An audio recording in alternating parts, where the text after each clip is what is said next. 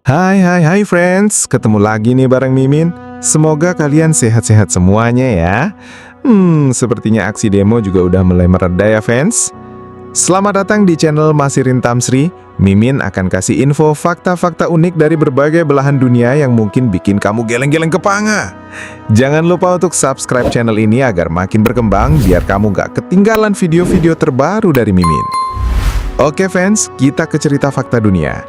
Fakta kali ini datang dari Kekaisaran Tiongkok sana fans, yang mana nggak jauh sama aksi-aksi demo kemarin, tentang bagaimana kekuasaan menimbulkan tingkat korupsi yang amat sangat fans. Bagaimana kisahnya? Yuk kita kulik. Kisah Kasim Kekaisaran Tiongkok yang licik, korup, dan haus kekuasaan. Sekelompok Kasim melayani keluarga Kekaisaran Tiongkok. Mereka tampak seperti kelompok yang patut dikasihani karena harus melakukan pengebirian demi bekerja di istana. Pengebirian fisik adalah memotong penis atau mengambil testis pada manusia atau binatang. Sedangkan kebiri kimia adalah pemberian zat kimia melalui penyuntikan atau metode lain dengan maksud untuk menurunkan hasrat seksual dan libido pada seseorang. Di sisi lain, tidak sedikit Kasim Tiongkok yang mampu mempengaruhi Kaisar Tiongkok dan politik. Berikut sederet Kasim Kekaisaran Tiongkok yang licik, korup, dan haus kekuasaan. Korupsi emang dari dulu ada ya friends. Ndak di sini, ndak di sana, ada aja ya. Kira-kira enaknya diapain pelaku korupsi? Tulis jawabanmu di kolom komentar ya friends. Yuk lanjut lagi. Liu Jin, Kasim paling korup sepanjang sejarah Kekaisaran Tiongkok. Ia adalah Kasim kepercayaan Kaisar Tiongkok Zhengde dari dinasti Ming. Liu Jin terkenal sebagai salah satu pejabat paling korup dalam sejarah Kekaisaran Tiongkok, tulis Jet Yong di laman All Cation. Pemimpin kelompok Kasim Tiongkok yang kuat yang dikenal sebagai 8 harimau, Liu Jin sangat lihai. Ia mendapatkan kepercayaan besar Zhengde dengan sepenuhnya mengeksploitasi sifat buruk kaisar muda. Saking dipercayanya, Liu Jin memiliki tempat tinggalnya sendiri. Ia bahkan diizinkan membawa pulang petisi kekaisaran untuk ditinjau. Meski tak lebih dari seorang pelayan, ia juga ditugasi mengatur dan melaksanakan serangkaian reformasi politik. Gak bener deh friends. Pada saat yang sama, Liu Jin memperluas komunitas Kasim di dalam kota terlarang. Sang Kasim licik dan rakus itu juga memberikan posisi penting kepada kerabatnya, tambah Zedong. Dengan ini, Liu Jin mengkonsolidasikan kekuatan dan kekayaan yang fenomenal. Pada puncaknya, Kasim rakus bukan hanya orang paling berpengaruh di Kekaisaran Tiongkok, namun ia juga orang paling kaya.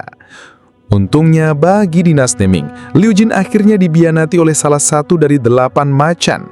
Kaisar Zhengde mendapat laporan bahwa Liu Jin merencanakan pemberontakan, meskipun kaisar awalnya tidak percaya. Akhirnya, Liu Jin diasingkan. Akhirnya Liu Jin dijatuhi hukuman mati dengan metode eksekusi death by 1,000 cuts yang mengerikan.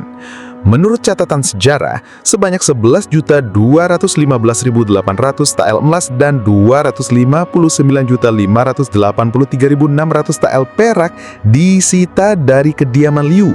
Sangat mencengangkan, ini membuat Wall Street Journal memasukkan Liu Jin sebagai salah satu 50 orang terkaya dalam 1000 tahun terakhir. Nah, tuh kan ketahuan, emang ya rakus, para pelaku korupsi tak ubahnya seperti tikus. Tapi hukuman di sana bagus loh fans, langsung dieksekusi mati. Beda banget sama di negeri Konoha, yang mana para pelaku korupsi masih bisa senyum-senyum kalau ketangkap. Paling juga nggak lama kok di penjara, uang masih banyak, hidup masih enak, sungguh makmur sekali kan friends? Gimana menurutmu? Tulis di kolom komentar ya friends. Yuk lanjut lagi. Zhang Rang, Kasim yang menjadi mitra Kaisar Tiongkok dalam kejahatan. Zhang Rang adalah anggota terkemuka dari 10 petugas. Itu adalah sekelompok Kasim Kekaisaran Tiongkok yang memegang kekuasaan besar selama yang tahun-tahun terakhir dinasti Han Temur. Orang kepercayaan Kaisar Han Lingdi yang tidak bermoral, Zhang Rang adalah mitra Kaisar dalam melakukan kejahatan. Bersama Kasim-Kasim, Kaisar memberlakukan pajak terluar serta menjual posisi kekaisaran. Tindakan ini tak lain untuk membiayai hiburan dan rekonstruksi istana yang mewah. Kok kayak berasa mirip Konoha ya friends? Pajak dinaikin, jual jabatan kalau udah kekumpul uangnya buat pelesiran ke luar negeri dengan dalih tinjauan dinas. Ops. Kasim jahat ini sangat dihargai dan dipercaya oleh Kaisar. Kaisar Han Lingdi bahkan menghormatinya dengan panggilan ayah. Jelas ini tindakan menggelikan dan tidak pantas. Di puncak kekuasaannya, Zhang Rang menikmati gelar markis dan memiliki rumah tangga sendiri. Jika orang butuh posisi di kekaisaran, maka Zhang Rang adalah orang yang tepat untuk membantu. Anggota lain dari 10 petugas seperti Zhao Shun juga korup dan kuat. Tetapi Zhang Rang, ayah kaisar, tidak diragukan adalah pemegang kekuasaan utama kekaisaran. Tetapi harus berakhir. Pengaruh Zhang Rang memarahkan He Jin, Dong Zhuo, Yuan Shao, Cao Cao, dan lainnya. Mereka semua adalah panglima perang terkemuka di zaman itu.